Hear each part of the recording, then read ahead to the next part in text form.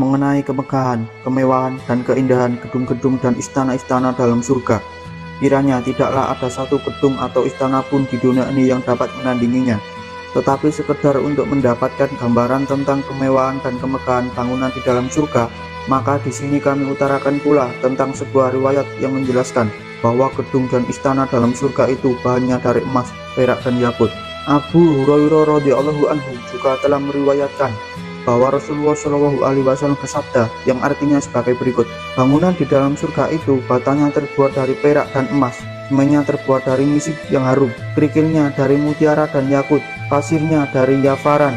Barang siapa yang masuk ke dalam surga, maka ia akan merasakan kenikmatan yang tiada putusnya, kekal dan tidak akan mati. Pakaiannya tidak pernah usang dan selalu tampak muda atau tidak pernah tua.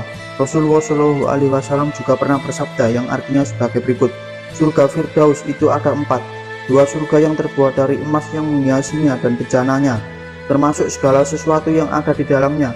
2 surga terbuat dari perak yang menghiasinya dan bejananya. Dalam sebuah riwayat yang bersumber dari Abu Hurairah radhiyallahu anhu juga telah diterangkan bahwa Rasulullah Shallallahu Alaihi Wasallam bersabda yang artinya sebagai berikut: sesungguhnya dinding surga itu batanya dari perak dan emas, debunya berupa zafaran, sedangkan tanahnya berupa misik. Dalam sebuah hadis yang lain juga telah diterangkan bahwa Rasulullah pernah menceritakan pengalamannya waktu memasuki surga. Aku melihat di dalam surga ada beberapa malaikat yang membangun istana, batanya terbuat dari perak, juga ada yang terbuat dari emas. Mereka terus membangun. Ketika mereka berhenti membangun, aku lalu bertanya, "Mengapa kalian berhenti?" Mereka menjawab, "Benar-benar telah habis perbekalan kami." Aku bertanya lagi, "Apa perbekalan kalian?"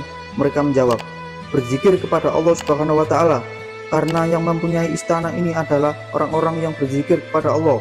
Ketika orang itu berhenti berzikir, maka kami pun berhenti membangun istana." Allah Subhanahu wa Ta'ala juga telah menerangkan di dalam kitab sucinya Al-Quran bahwa di dalam surga itu juga terdapat istana-istana dan kerajaan-kerajaan yang besar. Di antaranya yaitu yang terdapat di dalam surat Al-Insan ayat 20 yang artinya, "Dan apabila kamu melihat di sana, niscaya kamu melihat berbagai macam kenikmatan dan kerajaan yang besar." Allah Subhanahu wa Ta'ala mempersiapkan gedung-gedung dan istana dalam surga itu tidak lain adalah untuk kekasihnya Nabi Muhammad Shallallahu Alaihi Wasallam dan untuk para kekasih-kekasih yang lainnya. Maksudnya, jika Allah Subhanahu wa Ta'ala menghendaki, niscaya akan dijadikannya bagi Nabi Muhammad Shallallahu Alaihi Wasallam surga-surga dan istana-istana di dunia, sebagaimana yang akan didapatkannya nanti di akhirat. Tetapi Allah Subhanahu wa Ta'ala tidak menghendaki yang demikian, agar manusia tunduk patuh dan beriman hanya kepadanya, itu tidak karena suatu benda, melainkan karena semata-mata untuk mengharap keridhoannya.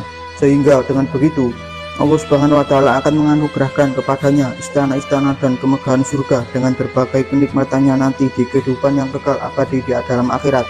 Dalam sebuah hadis juga telah diterangkan bahwa barang siapa yang membangun masjid ketika di dunia, maka Allah Subhanahu wa Ta'ala akan membangunkan baginya rumah yang megah di dalam surga. Di dalam surga setiap rumah terdapat 70 ranjang. Di atas setiap tikar ada seseorang bidadari-bidadari memakai 70 pakaian yang terlihat sumsum betisnya karena halus dan tipisnya pakaian yang dikenakannya.